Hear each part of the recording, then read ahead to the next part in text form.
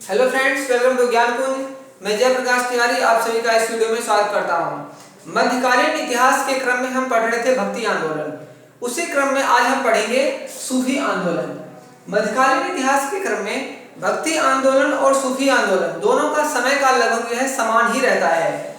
जिस तरह सल्तनत काल और मुगल काल का शासन चल रहा था, उसी दौर में ही सूफी आंदोलन का भी प्रारंभ हुआ। भक्ति आंदोलन क्यों हुआ था? क्योंकि हिंदू धर्म में कुछ आडंबर आ गए थे, कुछ कुरीतियां आ गई थी, जिनको दूर करने के लिए भक्ति आंदोलन प्रारंभ किया गया था। उसी तरह मुस्लिम धर्म में भी कुछ आडंबर आ गए थे, कुछ कुरीतियां आ गई थी, जिनको दूर करने के लिए सूफी आंदोलन का प्रारंभ किया गया। तो उसी क्रम में आइए हम शुरू करते हैं सूफी आंदोलन। तो सूफी शब्द जो बना हुआ है, सूफी शब्द, वो शब्द से है सब शब्द से बना है, जिसका अर्थ होता है ऊनी वस्त्र। ऊनी वस्त्र इसी सब शब्द से बना है। जो शब्द वो है पवित्रता। तो इसका जो प्रश्न बनेगा वो बनेगा सब शब्द का क्या अर्थ होता है? तो सब शब्द का अर्थ होता है पवित्रता।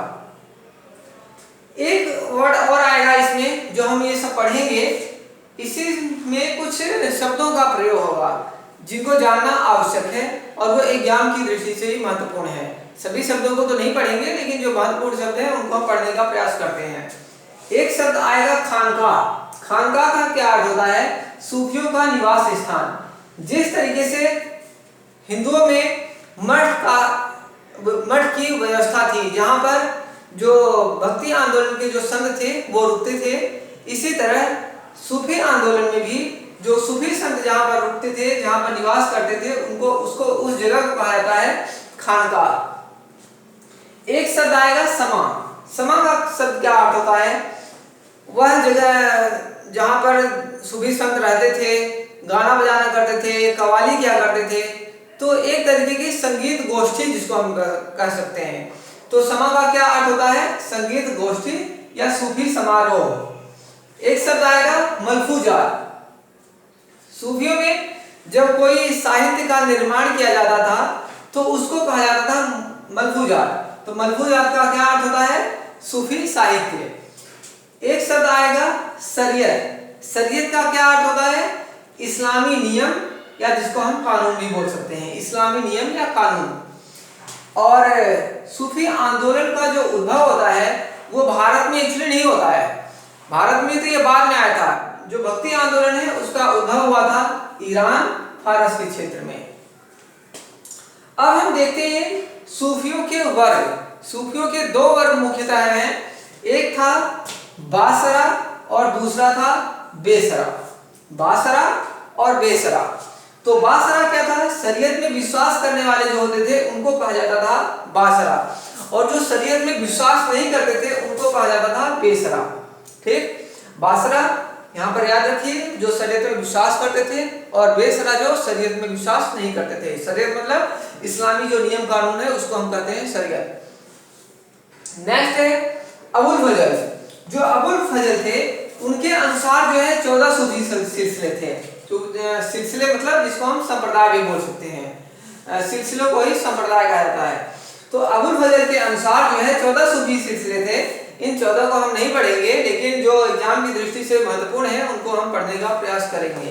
तो आइए देखते हैं सूफी संप्रदाय कौन कौन से थे, जैसे जो भारत में महत्वपूर्ण रूप से थे। सबसे जो पहला संप्रदाय था चिश्ती संप्रदाय। चिश्ती संप्रदाय सबसे पहला संप्रदाय था, और बहुत ही इंपॉर्टेंट संप्रदाय है, बहुत ही महत्वपूर्ण संप्रदाय है। एग्जाम की दृष्टि से सबसे ज्यादा महत्वपूर्ण है। लगभग एग्जाम में इसी संप्रदाय से प्रश्न पूछे जाते हैं। इसके बाद जो आता है सुहरावर्दी, इसके बाद फिरदौसी, फिर सत्तारिया, उसके बाद कादरी, और फिर ये है नक्शबंदी संप्रदाय। तो ये एक संप्रदाय है। सबसे पहले चिश्ती संप्रदाय, फिर सुहरावर्दी, फिर फिरदौसी, सत्तारिया, कादरी और फिर नक्शबंदी। तो आप इसको पेन डाउन कर सकते हैं, याद कर सकते हैं, सीरियल से दे रखे हैं ये। एक पॉइंट। दूसरा पॉइंट है सूफी संतों के शिष्यों को मुरीद कहा जाता था। जो सूफी संत होते थे उनको, उनके जो शिष्य थे, चेले, उनको मुरीद कहा जाता था। और जो सूफी संत खुद हुआ करते थे, सूफी संत, उनको पीर कहा जाता था। तो जो सूफी संत थे उनको पीर कहा जाता था, और जो उनके चेले थे, जो उनके शिष्य थे, उनको जो है मुरीद कहा जाता था। भारत में जो ये सिलसिले थे, मतलब सूफी आंदोलन, इसका प्रारंभ कैसे हुआ? तो भारत में सूफियों का जो आगमन था वो हुआ था गजनवी के समय, क्योंकि गजनवी ने ही सबसे पहला, हम बोल सकते हैं, जो ताकतवर मुस्लिम आक्रमण बोल सकते हैं। तो गजनवी ने 1000 ईस्वी के आसपास जो है भारत पर आक्रमण किया था। 1000 ईस्वी के आसपास भारत पर जब आक्रमण किया था, उसी के समय जो है भारत में आए शेख इस्माइल आए थे। शेख इस्माइल आए थे, ये भारत में पूरे अंदर ना आकर के पूरे रुके नहीं थे, लौट गए थे, लाहौर तक आए थे, लाहौर तक आए थे और फिर लाहौर से ही वापिस हो लिए थे। तो जो भारत में हम बोल सकते हैं, भारत में आने वाले जो थे शेख इस्माइल थे, और किसके समय में आए थे? गजनवी के समय आए थे। अब हम देखते हैं चिश्ती संप्रदाय, संप्रदायों के विषय में बात करेंगे। तो सबसे पहला संप्रदाय है चिश्ती संप्रदाय। चिश्ती संप्रदाय के जो संस्थापक थे वो थे ख्वाजा अबू अब्दाल चिश्ती। तो चिश्ती संप्रदाय के संस्थापक कौन थे? ख्वाजा अबू अब्दाल चिश्ती, ये संप्रदाय के संस्थापक थे। लेकिन अगर भारत में पूछा जाए, भारत में इसके संस्थापक कौन थे, तो भारत में थे ख्वाजा मुइनुद्दीन चिश्ती। भारत में सूफी आंदोलन की शुरुआत करने वाले सबसे स्टार्टिंग भी हम बोल सकते हैं, या फिर हम बोल सकते हैं कि चिश्ती आंदोलन के संस्थापक तो खैर भारत में ये हैं ही। तो भारत में जो चिश्ती आंदोलन के संस्थापक थे वो थे ख्वाजा मुइनुद्दीन चिश्ती, और जो चिश्ती संप्रदाय के जो संस्थापक थे वो कौन थे? ख्वाजा अबू अब्दाल चिश्ती। मोहम्मद गोरी के समय भारत आए थे ख्वाजा मुइनुद्दीन चिश्ती थे 1192 में। 1192 क्यों प्रसिद्ध है आप लोग जानते ही होंगे। तराइन का द्वितीय युद्ध हुआ था, तराइन का दूसरा युद्ध हुआ था मोहम्मद गौरी के साथ, जिसमें पृथ्वीराज चौहान की हार हुई थी। तो मोहम्मद गौरी के समय आए थे ख्वाजा मुइनुद्दीन चिश्ती 1192 ईस्वी में, हमें समय याद रखना पड़ेगा। इनका जो खानकाह है वो है अजमेर में। खानकाह आप समझते ही होंगे क्या होता है, यहाँ पर हमने पढ़ा सूफियों का जो निवास स्थान होता है उसको हम बोलते हैं खानकाह। तो इनका खानकाह कहाँ है? अजमेर में। और इनके बाद इनका दरगाह भी अजमेर में है। जब सूफी संतों की मृत्यु हो जाती थी तो उसके बाद उनकी मजार बना जाते हैं, जिसको हम मजार भी बोल सकते हैं। तो इनकी जो दरगाह है, जो मजार है, वो कहाँ है? अजमेर में। ख्वाजा मुइनुद्दीन चिश्ती की जो दरगाह है वो अजमेर में है, जो कि काफी प्रसिद्ध है, बहुत लोग वहां पर आते जाते रहते हैं। इनके 2 शिष्य थे जो प्रसिद्ध है काफी। इनके 2 शिष्य थे, एक थे शेख हमीमुद्दीन नागौरी। शेख हमीमुद्दीन नागौरी एक्चुअली नागौर में रहते थे, इसलिए इनके नाम में लग गया नागौरी। ठीक, कोई नागौरी, इनका कोई कास्ट अलग से नहीं है सरनेम, ये नागौरी इसलिए इनके नाम में लग गया क्योंकि नागौर जो है राजस्थान में है, नागौर, उस जिले में ही रहते थे। इनके जो दूसरे शिष्य थे कुतुबुद्दीन बख्तियार काकी, जो कि काफी प्रसिद्ध सूफी संत हैं। इनसे ज्यादा शेख हमीमुद्दीन नागौरी से ज्यादा कुतुबुद्दीन बख्तियार काकी ही प्रसिद्ध रहे हैं। तो आइए हम देखते हैं आगे कुतुबुद्दीन बख्तियार काकी के विषय में। ये जो है इल्तुतमिश के समय भारत आए थे। इल्तुतमिश के समय ये भारत आए थे और कुतुब मीनार इनके नाम पर ही बना था। इल्तुतमिश ने कुतुब मीनार को पूरा करवाया था। एक्चुअली जो है कुतुबुद्दीन ने शुरू तो करवा दिया था, लेकिन उसकी मृत्यु हो गई थी। उसके बाद उसको जो पूरा करवाने का काम किया था वो करवाया था इल्तुतमिश ने। और जो कुतुब मीनार नाम रखा गया है वो कुतुबुद्दीन ऐबक के नाम पर नहीं रखा गया है, आप याद रखना किसके नाम पर रखा है? कुतुबुद्दीन बख्तियार काकी, क्योंकि इनसे जो है इल्तुतमिश जो है काफी प्रभावित था, इनकी बातों से काफी प्रभावित था वो। तो कुतुब मीनार का निर्माण जो है पूरा करवाया था इल्तुतमिश ने। और किसके नाम पर कुतुब मीनार रखा गया है? तो रखा गया है कुतुबुद्दीन बख्तियार काकी के नाम पर के। नेक्स्ट है बाबा फरीद। बाबा फरीद का जो पूरा नाम था या असली नाम हम बोल सकते हैं शेख फरीदुद्दीन गज ए शकर। इनका नाम याद रख सकते हैं हम, एग्जाम की दृष्टि से महत्वपूर्ण है, शेख फरीदुद्दीन गज ए शकर। लेकिन ये प्रसिद्ध रहे हैं बाबा फरीद के नाम से ही, हम इनको ज्यादातर बाबा फरीद के नाम से ही जानते हैं। और जो बाबा फरीद थे, इनसे जो है सिख धर्म के जो संस्थापक थे गुरु नानक देव, वो काफी प्रभावित थे, इनके विचारों से प्रभावित थे।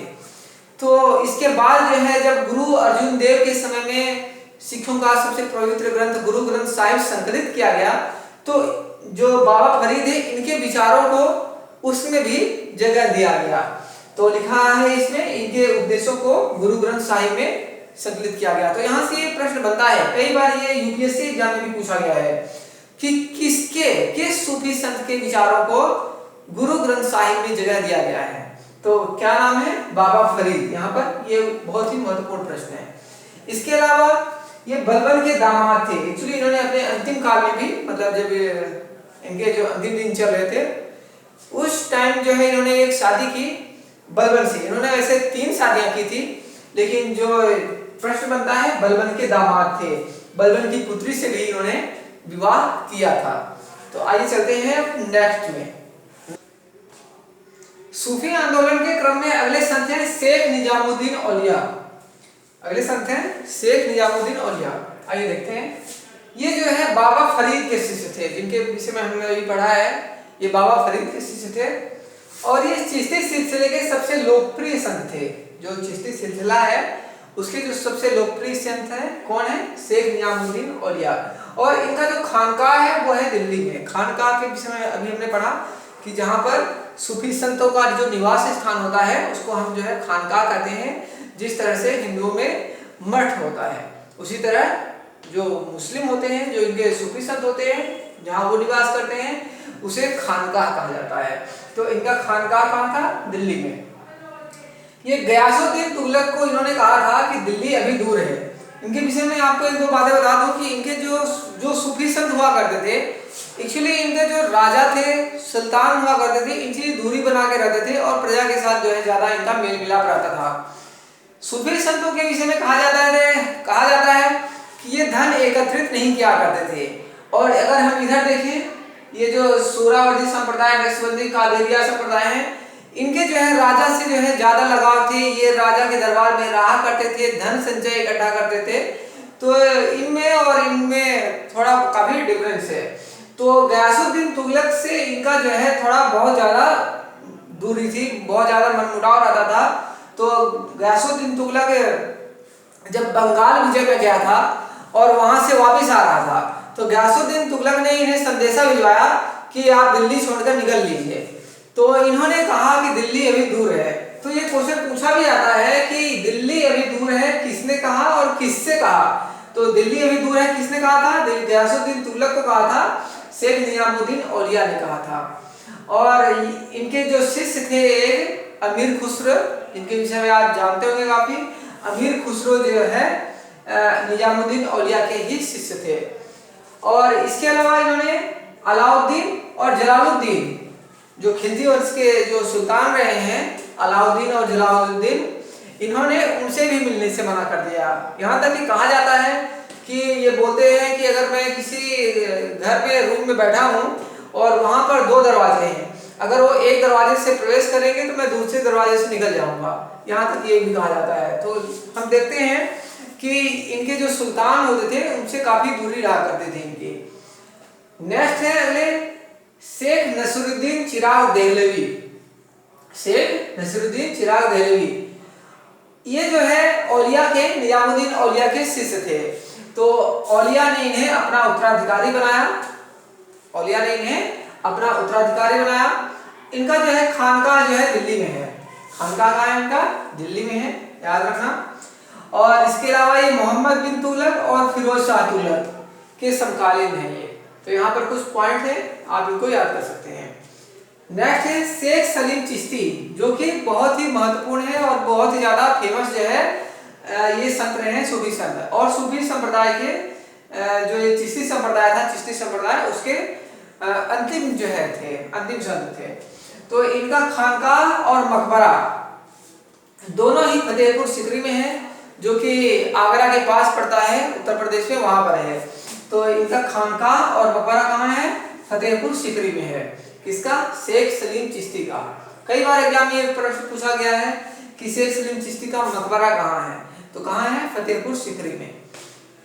और ये अकबर के समकालीन थे। इनके विषय में आप लोगों ने सुना होगा कि जब अकबर को पुत्र की प्राप्ति नहीं हो रही थी तो अकबर जो है शेख सलीम चिश्ती के दरबार में गए और कहा जाता है कि उनके आशीर्वाद से ही अकबर को पुत्र की प्राप्ति हुई थी। तो पुराने समय में भी संतों के आशीर्वाद से पुत्र की प्राप्ति हुआ करती थी। तो शेख सलीम चिश्ती के दरबार में गए थे अकबर, और इनके आशीर्वाद से जो है पुत्र की प्राप्ति हुई थी इन्हें, और इसी क्रम में उन्होंने अपने पुत्र का नाम रखा था, अकबर ने अपने पुत्र का नाम रखा था सलीम। नेक्स्ट संप्रदाय की बात करें तो है सुहरावर्दी संप्रदाय। सुहरावर्दी संप्रदाय, इसके जो संस्थापक हैं शेख शिहाबुद्दीन सुहरावर्दी। शेख शिहाबुद्दीन सुहरावर्दी, इनके नाम पर ये रखा गया है संप्रदाय का नाम सुहरावर्दी संप्रदाय। चिश्ती के बाद भारत में दूसरा सबसे लोकप्रिय संप्रदाय रहा है ये, और इसका जो प्रभाव क्षेत्र था सिंध क्षेत्र रहा है। भारत में यह संप्रदाय पूरी तरीके से प्रवेश नहीं कर पाया। भारत में पूरी तरीके से यह संप्रदाय प्रवेश नहीं कर पाया, भारत के पूरे क्षेत्र में नहीं फैल पाया, बल्कि लाहौर सिंध क्षेत्र में ही यह संप्रदाय सिमट करके रह गया। नेक्स्ट की बात करते हैं शेख बहाउद्दीन जकारिया। भारत में सुहरावर्दी संप्रदाय का प्रचार इन्होंने किया मुल्तान में। भारत में सुहरावर्दी संप्रदाय का प्रचार किसने किया? शेख बहाउद्दीन जकारिया, जो कि मुख्यतः इन्होंने मुल्तान क्षेत्र में किया। और इल्तुतमिश ने शेख उल इस्लाम का इन्हें पद दिया। तो आप यहाँ पर देख सकते हैं कि जो संप्रदाय है सुहरावर्दी संप्रदाय, इनके संत जो है राजाओं के दरबार में रहने लगे, उपाधि लेने लगे, धन संचय करने लगे, जबकि जो चिश्ती संप्रदाय था उसके जो संत हुआ करते थे राजाओं से दूरी बना के रखते थे, राजाओं को निग्लेक्ट करके रखते थे। नेक्स्ट बात करते हैं संप्रदाय की फिरदौसी संप्रदाय। इसके जो संस्थापक थे शेख बदरुद्दीन समरकंदी। तो इसके संस्थापक कौन थे? शेख बदरुद्दीन समरकंदी। इसका जो प्रभाव क्षेत्र था बिहार था। बिहार में मुख्य रूप से राजगीर। ये पीसीएस के एग्जाम में प्रश्न पूछा भी गया है कि बिहार क्षेत्र में या स्पेशली राजगीर में कौन सा संप्रदाय जो है ज्यादा प्रसिद्ध रहा? तो कौन सा संप्रदाय रहा? फिरदौसी संप्रदाय। अगला बात करते हैं सत्तारिया संप्रदाय। इसके जो संस्थापक थे शेख अब्दुल्ला सत्तारी थे। यहाँ पर सिर्फ संस्थापक का नाम करना काफी है क्योंकि इसी से प्रश्न पूछ लिया जाएगा। सत्तारिया संप्रदाय के संस्थापक कौन थे? शेख अब्दुल्ला सत्तारी। नेक्स्ट है कादिरिया संप्रदाय। अगला संप्रदाय है कादिरिया संप्रदाय। इसके संस्थापक थे अब्दुल कादिर जिलानी। संस्थापक कौन थे? अब्दुल कादिर जिलानी। भारत में प्रचार जो किया मखदूम जिलानी ने किया। संस्थापक कौन थे? अब्दुल कादिर जिलानी थे, लेकिन जो भारत में प्रचार किया था मखदूम जिलानी ने किया था। और ये सिकंदर लोदी के इनके जो शिष्य थे, सिकंदर जो ये थे मखदूम जिलानी, इनके जो शिष्य थे कौन थे? सिकंदर लोदी। ठीक, इसके अलावा सिकंदर लोदी ने इस संप्रदाय को अपनाया भी था। तो और नेक्स्ट है इसी में दारा शिकोह जो कि शाहजहां का पुत्र था। इसके विषय में आपने सुना होगा। ये काफी जो है धार्मिक प्रवृत्ति के थे, जनता से ज्यादा मेल मिलाप किया करते थे। ये एक्चुअली जो है राजा बनने के क्रम में यही योग्य थे, लेकिन शाहजहां ने इनको युद्ध में पराजित कर दिया था, तो जिसके कारण दारा शिकोह को मृत्यु हो गई थी युद्ध में। तो दारा शिकोह भी इसी सिलसिले का अनुयायी था। तो पूछा भी जाता है कि दारा शिकोह किस सिलसिले का अनुयायी था? तो कादिरिया संप्रदाय का। जो नेक्स्ट बात करें नक्शबंदी संप्रदाय, तो यह बहुत ही ज्यादा महत्वपूर्ण है और अक्सर एग्जाम में इससे पूछे जाते हैं। चिश्ती संप्रदाय के बाद अगर बात करूं तो नक्शबंदी संप्रदाय ही काफी महत्वपूर्ण है, जिससे प्रश्न पूछे जाते हैं। यह बहुत ही कट्टर जो है संप्रदाय था, बासरा था। बासरा जिसको बोलते हैं जो शरीयत मतलब इस्लाम के कानून में विश्वास करते हैं। तो ये जो औरंगजेब था, औरंगजेब जो आप जिसके विषय में आप लोग जानते होंगे कि बहुत कट्टर शासक था, बहुत अत्याचार मचाया था उसने। तो औरंगजेब ने भी नक्शबंदी संप्रदाय को ही अपनाया था। तो संस्थापक कौन थे? ख्वाजा बाकी बिल्लाह। इसके संस्थापक याद रखना, ख्वाजा बाकी बिल्लाह। सर्वाधिक कट्टर सिलसिला था, जैसे कि आपको बता दें सर्वाधिक कट्टर सिलसिला था, एकदम शरीयत पर विश्वास करता था यह। और इसका जो कश्मीर जो क्षेत्र है, कश्मीर क्षेत्र, वहां पर इसका जो है ज्यादा प्रभाव क्षेत्र रहा। कश्मीर में ज्यादा यह प्रसिद्ध रहा यह संप्रदाय। लेकिन बाद में जब औरंगजेब शासक बनता है तो यह इसका प्रसार अपने शासनकाल में जहां पर उसके शासन रहते हैं वहां पर भी इसका फैलाव कराता है। और औरंगजेब इसी सिलसिले से संबंधित था, आपको बता ही दिया। और संगीत नृत्य का विरोधी था। औरंगजेब भी आपको पता है कि संगीत और नृत्य का विरोधी हुआ करता था। उसने अपने शासन काल में सब जो है नृत्य, संगीत, चित्रकला सब बंद करवा दिया था, एकदम बिल्कुल। तो इसी क्रम में क्यों बंद करवाया था? क्योंकि औरंगजेब जो है नक्सलवादी संप्रदाय का समर्थक था, इसी के कानून पर अपना कानून चलाता था। तो क्या है, जो नक्सलवादी संप्रदाय था यह संगीत नृत्य शैली में विश्वास नहीं करता था। तो आज की वीडियो में हमने क्या देखा कि चिश्ती संप्रदाय देखा हमने, उसके अलावा हमने ये कई सारे संप्रदाय देखे। अब आपको करना क्या है कि आपको एक तरफ जो है संप्रदाय लिखने हैं और दूसरी साइड उसके जो प्रमुख संत हैं वो लिखने हैं, और इसे 100% याद करना है, क्योंकि आपको एग्जाम में इसी से प्रश्न लगभग पूछ लिए जाते हैं। कैसे पूछ लिए जाते हैं कि निम्न में से कौन सा संप्रदाय चिश्ती से कौन सा संत चिश्ती संप्रदाय से संबंधित नहीं है। क्या करेंगे, एक ना कुछ नाम जो है चिश्ती संप्रदाय के दे देंगे, एक नाम जो है दूसरे संप्रदाय का दे देंगे। तो जो चिश्ती संप्रदाय से बिलोंग नहीं करेगा वो उसका आंसर हो जाएगा। इसी तरीके से प्रश्न पूछे जाते हैं। तो आज की वीडियो में हमने कुछ सूफी संतों के विषय में जानकारी प्राप्त की, हमने सूफी आंदोलन पढ़ा।